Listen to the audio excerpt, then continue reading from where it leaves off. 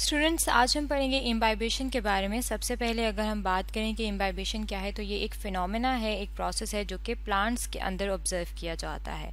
अब अगर हम बात करें कि इम्बाइबेशन जो वर्ड है ये निकला किससे है, तो ये इंग्लिश के एक वर्ड से निकला है, और इंग्लिश का जो वर्ड है वो है इम्बाइब। इम्बाइब जो वर्ड है उसका अगर हम मीनिंग देखें तो उसे उर्दू में कहा जाता है जज़ब करना। और इम्बाइबेशन के प्रोसेस में क्या होता है, इम्बाइबेशन के प्रोसेस में क्या होता है, वाटर जो है वो एब्जॉर्ब होता है। और वाटर को एब्जॉर्ब कौन करता है, कुछ जो है वो बायोलॉजिकल मॉलिक्यूल्स होते हैं जो कि सॉलिड पार्टिकल की फॉर्म में मौजूद होते हैं। और ये जो सॉलिड पार्टिकल्स होते हैं ये क्या करते हैं, ये वाटर को एब्जॉर्ब करते हैं। और जब ये वाटर को एब्जॉर्ब करते हैं तो ये सोल्यूशन नहीं बनते, यानी कि उसके अंदर डिसॉल्व नहीं होते, बल्कि ये सिर्फ उन्हें जज़ब कर रहे होते हैं। यहाँ पे अगर हम अपने सामने इस डायग्राम में देखें तो ये जो ब्लैक कलर का आपको नज़र आ रहा है, बेसिकली ये सीड है, यानी कि क्या है, ये बीज है। यहाँ पे अगर हम इसके साथ जो है ये लिख लेते हैं कि ये हमारे पास क्या है, ये सीड है। और ये जो सीड है बेसिकली इसकी इस साइड पे आप नीचे वाली साइड पे देखें तो यहाँ हमने क्या लिखा है, टाइम लिखा हुआ है इन आवर्स, यानी कि घंटों के लिहाज से हमने यहाँ पे टाइम लिखा है। अब ये जो सीड है जब इसको हमने वाटर में डाला है तो यहाँ पे आप देख सकते हैं पहले इसका साइज कम है, और जैसे जैसे इसने वाटर को इम्बाइब किया है, यानी कि वाटर को जज़ब किया है, तो आप देख सकते हैं कि इसका साइज जो है वो बढ़ रहा है।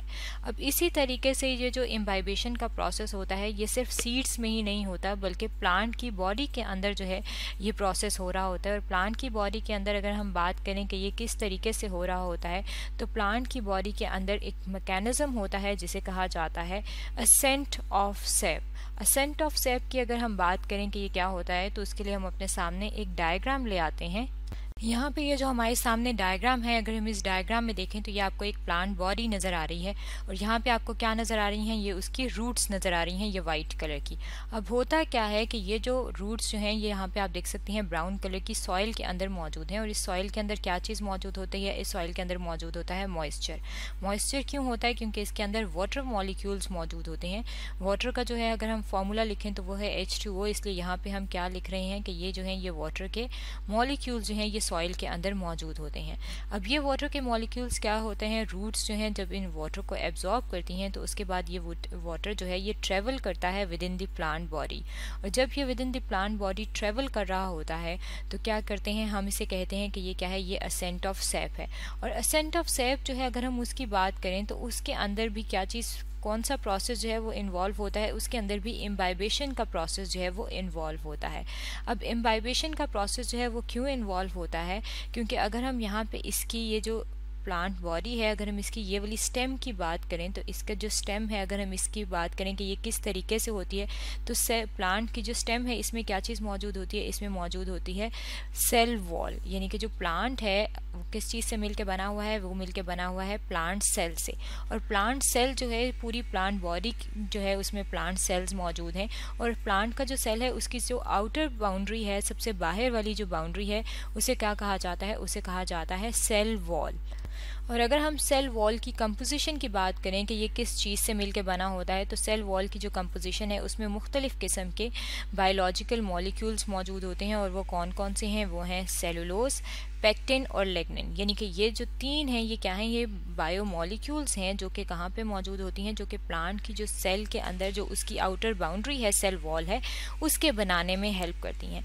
अब ये जो तीनों मॉलिक्यूल्स हैं, ये जो तीनों बायोलॉजिकल मॉलिक्यूल्स हैं, अगर हम इनकी बात करें, ये तीनों और इसके अलावा कुछ और जो हैं कुछ और भी बायो मॉलिक्यूल्स मौजूद होते हैं प्लांट के अंदर, जैसे कि प्रोटीन्स और स्टार्च वगैरह।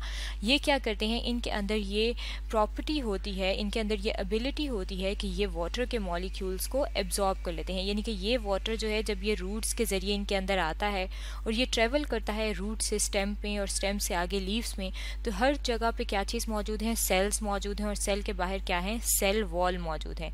सपोज़ अगर हम यहाँ पे ड्रॉ करें कि ये एक सेल है, उसके बाद ये एक सेल है, और इसके इर्द गिर्द हम बाउंड्री ड्रॉ करें कि बाउंड्री कैसे है, तो ये जो रेड कलर में हमें नज़र आ रही है ये क्या है, हम कह रहे हैं कि ये सेल वॉल है। अब वाटर जब इसके अंदर आएगा तो वो सेल वॉल जो है उसे एब्जॉर्ब करेगी। और इसी तरीके से सेल वॉल जो है हर जगह मौजूद है, क्योंकि हर जगह सेल्स मौजूद हैं। तो सेल वॉल के जो मॉलिक्यूल्स हैं, यानी कि जो सेलुलोज है, पेक्टिन है और लिग्निन है, इसके अलावा कुछ स्टार्च और प्रोटीन के मॉलिक्यूल हैं, तो वो क्या करेंगे, वो इन वाटर के मॉलिक्यूल्स को एब्जॉर्ब कर देंगे, यानी कि जज़ब कर देंगे। और जैसे जैसे वो इसको जज़ब करेंगे तो हम कहेंगे कि ये क्या कर रहे हैं, ये जो बायोलॉजिकल मॉलिक्यूल हैं ये वाटर के मॉलिक्यूल्स को क्या कर रहे हैं, इम्बाइब कर रहे हैं। और जैसे जैसे ये इम्बाइब करेंगे तो यहाँ पे एक कॉलम बनना शुरू हो जाएगा, और उस कॉलम की वजह से क्या होता है कि ये जो हमारे पास वाटर था जो कि रूट्स ने एब्जॉर्ब किया है, ये क्या होता है, ये अपवर्ड डायरेक्शन में मूव करना शुरू हो जाएगा। और जब ये अपवर्ड डायरेक्शन में मूव करेगा तो हम कहेंगे कि ये क्या हो रहा है, ये असेंट ऑफ सैप है। यानी कि असेंट ऑफ सैप में इम्बाइबेशन का प्रोसेस जो है वो शामिल होता है। और ये जो पूरा प्रोसेस है, अगर हम इसकी बात करें कि ये सबसे पहले किसने डिस्कवर किया था, तो ये सबसे पहले डिस्कवर किया था एक साइंटिस्ट ने, और उनका नाम था सैक्स। सैक्स ने 1874 में ये फिनोमेना जो था वो डिस्कवर किया था कि इम्बाइबेशन का प्रोसेस जो है, एब्जॉर्प्शन के अलावा जब रूट हेयर्स, जो रूट के अंदर जड़ें होती हैं, वो जब पानी को, वाटर को जज़ब कर लेती हैं, तो उसके बाद जो है ये ऊपर तक जो पानी पहुंचता है, ऊपर तक जब सैप पहुंचता है बेसिकली, तो क्या होता है, उसके अंदर इम्बाइबेशन का जो फिनोमेना है वो भी पार्टिसिपेट करता है। इसके अलावा असेंट ऑफ सैप के अलावा भी अगर हम बात करें कि प्लांट्स में और किस किस तरीके से इम्बाइबेशन का प्रोसेस जो है वो हमें फ़ायदा देता है या इसका क्या क्या एडवांटेज है, तो उसके लिए हम अपने सामने जो है कुछ इम्पॉर्टेंस ऑफ इम्बाइबेशन की लिस्ट लेकर आते हैं। सबसे जो फर्स्ट इसका जो इम्पॉर्टेंस है, अगर हम उसकी बात करें कि तो सीड जर्मिनेशन में जो है इम्बाइबेशन का प्रोसेस बहुत ज़्यादा हेल्प करता है। सीड जर्मिनेशन की अगर हम बात करें कि ये क्या है, तो सीड्स यानी कि जो बीज होते हैं जब वो जर्मिनेट करते हैं, यानी कि सीड से सीडलिंग बनता है और उससे पूरा प्लांट बनता है, तो क्या होता है, जर्मिनेशन का प्रोसेस होता है।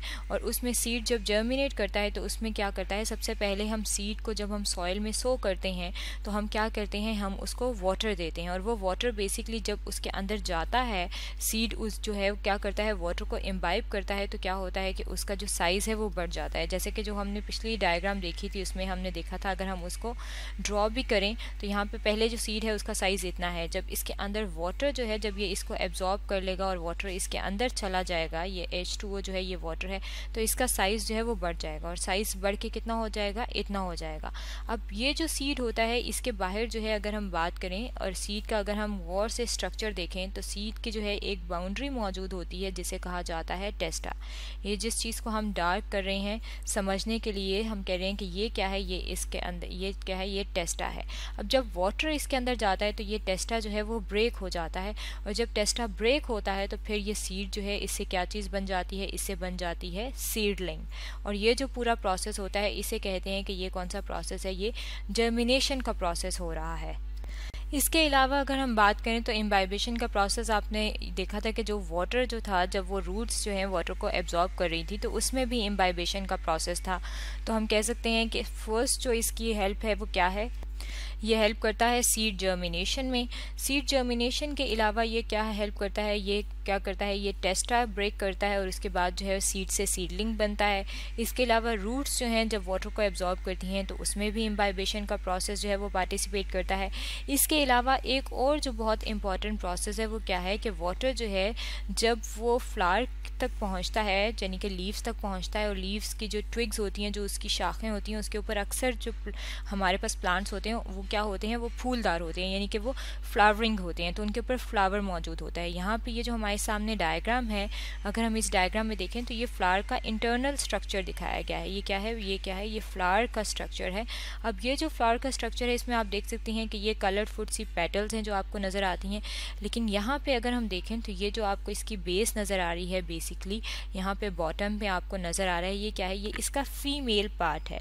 फ्लावर जो है उसके अंदर मेल पार्ट भी होता है और फीमेल पार्ट भी होता है। ये वाला जो पार्ट है ये इसका मेल पार्ट है, लेकिन हम जिस पार्ट की बात कर रहे हैं ये वाला पार्ट क्या है, ये इसका फीमेल पार्ट है। और इसका जो फीमेल पार्ट होता है इसके अंदर क्या चीज़ मौजूद है, इसके अंदर आप देख सकते हैं कि ये जो बेसिकली बॉटम में है ये क्या है, ये ओवरी है, और इस ओवरी के अंदर ओव्यूल्स मौजूद होते हैं। अब क्या होता है कि जब ये ओवरी और ओव्यूल्स जो हैं, जब यहाँ पे वाटर पहुँचता है और वाटर जो है ये कहाँ तक पहुँचता है, ओव्यूल्स तक पहुँचता है, तो ओव्यूल्स की राइपनिंग होती है, यानी कि ये पक जाते हैं। और जब इनकी राइपनिंग होती है तो ओवरी जो है उससे क्या बनता है, उससे बनता है फ्रूट, और जो ओव्यूल होते हैं उससे उस फ्रूट का क्या बनता है, सीड बनता है। इसका मतलब है कि जितने भी जो फ्रूट जो हमें जो भी प्लांट्स जो हैं जो फ्रूट देते हैं और या जिनके ऊपर फ्लावर लगता है उसमें भी इम्बाइबेशन का प्रोसेस क्या करता है, उसमें ये फ्रूट के बनने में हेल्प करता है और सीड के बनने में हेल्प करता है, क्योंकि ओव्यूल जो है जब वाटर को एब्जॉर्ब करते हैं तो वो सीड बनाते हैं और ओवरी जो है उससे क्या बन जाता है, उससे बन जाता है फ्रूट। इसका मतलब है कि जो इम्बाइबेशन का प्रोसेस है वो प्लांट्स के अंदर जो है मुख्तलिफ तरीके से जो है वो हेल्प करता है। एक तो वो सबसे जो मोस्ट इम्पॉर्टेंट है वो क्या है कि ये असेंट ऑफ सेप में हेल्प करता है। इसके अलावा मुख्तलिफ किस्म की जो राइपनिंग के प्रोसेस हैं और जर्मिनेशन का प्रोसेस है उसमें भी ये हेल्प करता है। तो स्टूडेंट्स आज हमने पढ़ा है इम्बाइबेशन के बारे में।